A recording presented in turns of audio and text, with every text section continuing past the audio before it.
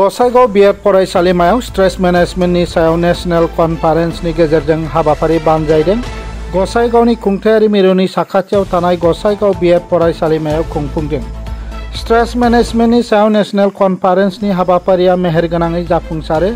बे मख'जाथाव हाबाफारिखौ फरायसालिमानि इन्टारनेल क्वालिटी एसुरेन्स सेलआ दानि मुगानि बयनिख्रुइ गोनांथारसिन आयदा होननानै गनायथि होदों, जेराव सोलोंथाय आरो सानफ्रोमबोनि जिउआव गोसोआरि नारसिनथायनि बादै सांग्रांथि लाबोनो आरो सावरायनायखौ थुलुंगा होनो खुंफुंनाय जादों। जथुम्मायाव बड'लेण्ड मुलुगसोलोंसालिनि रेजिस्ट्रार डक्टर मनजिल बसुमतारी बिथाङा गाहाय आलासि महरै बाहागो लायो। अरुणाचल प्रदेशनिफ्राय राजीव गान्धी मुलुगसोलोंसालिनि सासे मुंदांखा सोलोंथायगिरि डक्टर जयदेव साहुआ फरायसा आरो फोरोंगिरिफोरनि मोगा-मोगि जानांनाय गोसोआरि आरो नारसिनथायफोरनि सोमोन्दै गावनि बिजिरसंनाय आरो सान्थौखौ फोरमायथिनानै होयो।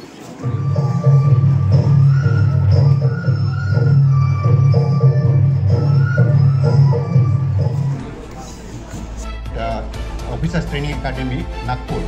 So I had been there for 3 months, and I got the opportunity for attending this type of this type of programs organized on stress management, as well as emotion, all this. But while attending that very program there at Kamti, Nagpur, what I found that Gossaigaon B Ed फरायसालिमानि गोरों doctor Ajit बर'आ हाबाफारिनि जाफुंसारनायाव फरायसाफोरा गोबां मुलाम्फा मोननायखौ फोरमायथियो। Gossaigaon BEd कलेजाव जोङो दिनै मोनसे नेशनेल कनफारेन्स खालामदों आरो बेनि आयदायानो जाहैबाय स्ट्रेस मेनेजमेन्ट। नारसिननायखौ जोङो सामलायनाय, जेनेबा जोंनि आगदानिफ्राय आगसिनिफ्राय उननिफ्राय सिगांनिफ्राय गोबां रोखोमनि जेंनाफोर फैयो, नारसिननायफोर फैयो। बे नारसिननायफोरखौ जोङो मेनेज खालामनो हानांगोन, सामलायनो जों हानांगोन आरो सामलायनांगोन।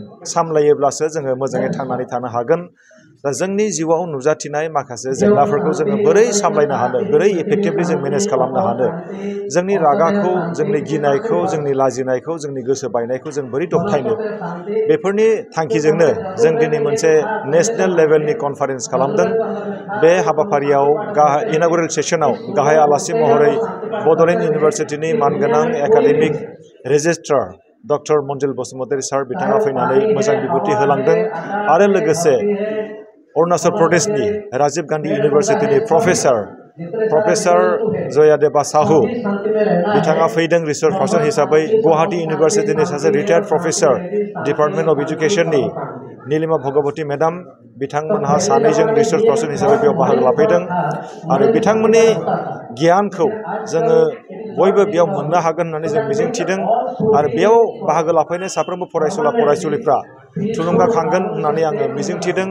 दिनैनि बे हाबाफारियाव जोंनि एडप्टेड स्कुल, जोंनि गसाइगावनिनो गसाइगाव बिएड कलेजाव खाथियाव थानाय हाब्रुबिल हाई स्कुल, बे हाई स्कुलनि थाखो 10 नि फरायसाफोरखौबो जोङो हांख्रायहरदों।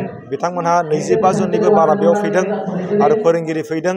जोङो मिजिंथिदों जे 25 जननि बारा थाखो 10 नि फरायसाफ्रादि बेयाव बाहागो लाफैदों, बिथांमोननि गेजेरजों समाजाव मोजां मोनसे मेसेज थांगोन आरो जोंनि समाजाव नुजाथिनाय, जर'खायै फरायसा समाव नुजाथिनाय सुइसाइड जानाय, बिरि सोबनाय, जौ लोंनाय, फेग्रा मुवा जानाय, गावनि लेखा फरायनायखौ नागारनानै आला-खाला जानाय, बेफोरबायदि जेंनाया एसेब्लाबो सुस्रांजागोन होननानै आङो मिजिंथिदों।